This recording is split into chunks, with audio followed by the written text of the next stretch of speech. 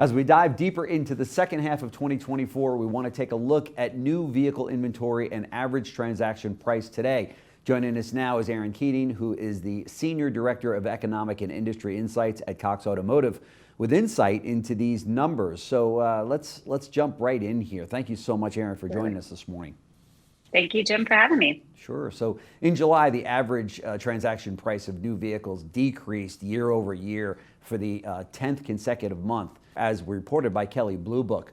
What does that suggest about the state of the U.S. auto market? I think it suggests that we're still going a little bit along the lines of normalization.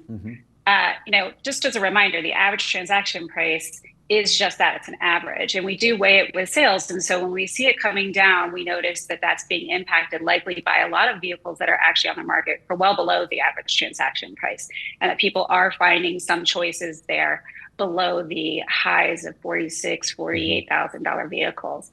With that said, though, we know that OEMs and dealers are seeing that inventories are starting to build a little bit on their lots. And so we are seeing more incentives enter the market. It was, Memorial Day just a few short months ago. We're headed into Labor Day. So as the year goes on, these are the times when we start to see more sales and incentives come into the market. And it's also a model year change over time. So a couple of normal reasons why we would see prices to start to decrease. But we want to make sure that what's really apparent to everyone is that there is plenty of options underneath below that average transaction price. Sure. When you look at what vehicles are being sold, what segments stand out and which ones influence the average transaction price the most?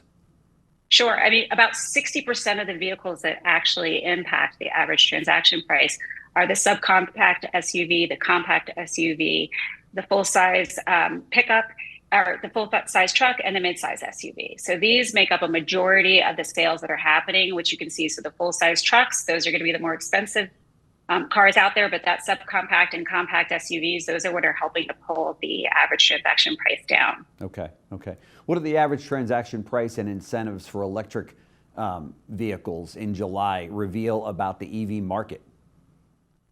So one thing we should know about the EV market is that it is growing. It did outpace, ICE plus vehicles, if you will. But we know that it's going to be still expensive to produce electric vehicles, more expensive than ICE vehicles. And so the manufacturers are continuing to have to come in and incentivize buyers. The manufacturers and perhaps regulation and everything else got ahead of consumer demand. So we are seeing that we're still needing to incentivize buyers. We got those early adopters in the car. And so we're just going to continue, with the credits as well.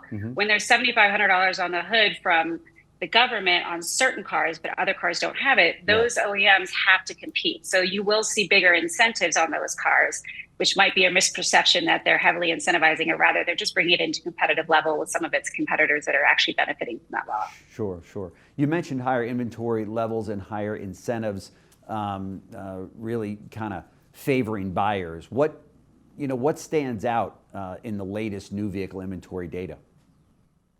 So Stellantis, our guys over at Stellantis, they are the one brand that still just continues to sit on a lot of inventory. Those automakers, those dealers, we've heard them in the news. We've heard them going back to Stellantis saying, you've got to give us some relief. And what's a little bit more alarming is that it's like the Dodge and Chrysler brands are actually holding on to a lot of prior year models. So we're getting some new models in, and we're holding on to a decent chunk of vehicles that are 2023 models, plus 2024 models. And then you start to move in newer metal. This is going to be a place where I think those dealers are going to have to continue to come to market to offset the cost for consumers. And that's just going to continue to be a challenge for that brand in specific. Otherwise, we do see pretty decent changeover. We're not seeing Toyota and Honda, Lexus, they continue to be our front runners on keeping day supply low.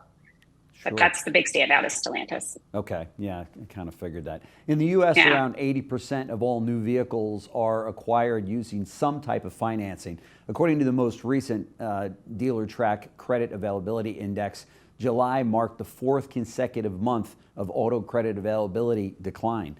Does that decline slightly, or what does it signify for the auto market in total? I think in general, what we know is that delinquencies and defaults are rising to record heights. And that is, of course, scaring off banks. And they're having to tighten their controls in order to make sure that their book of business is not at risk. And so we are going to consider, again, we're seeing the interest rate actually drop just a little bit, but it's the rate of approvals that is just going nowhere. And so we see some prime customers coming back into the market, potentially taking advantage of those lower prices because they do have good credit rating and they can actually qualify for loans. But it's going to continue to put a lot of pressure on our consumers. Okay.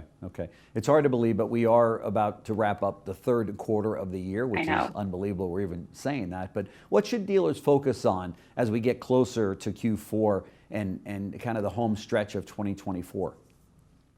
I think dealers need to remember they are the front line of the individuals that can help consumers figure out what their options are. Be prepared to have your customers look at multiple vehicles and make sure you're understanding truly what their monthly budget is. That is how a lot of consumers are shopping.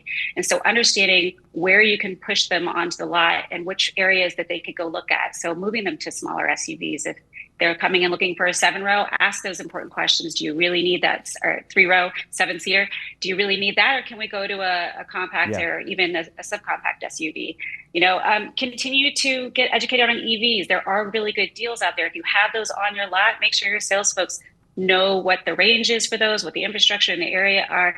Those things will help dispel the fear with consumers and help move those vehicles. And lastly, I would say financing. We just talked about it. Affordability and financing are some of the toughest things right now. Take a look at your financing options. If there's something that you can do there to help loosen that up for the client, you'll likely reap rewards. Sure. Erin Keating, Senior Director of Economic and Industry Insights at Cox Automotive. Thank you so much for joining us this morning on the show. I know that our dealer viewers will get a lot out of your visit with us, so thank you. Thank you. I appreciate it always. Thanks. Good to see you, Jim.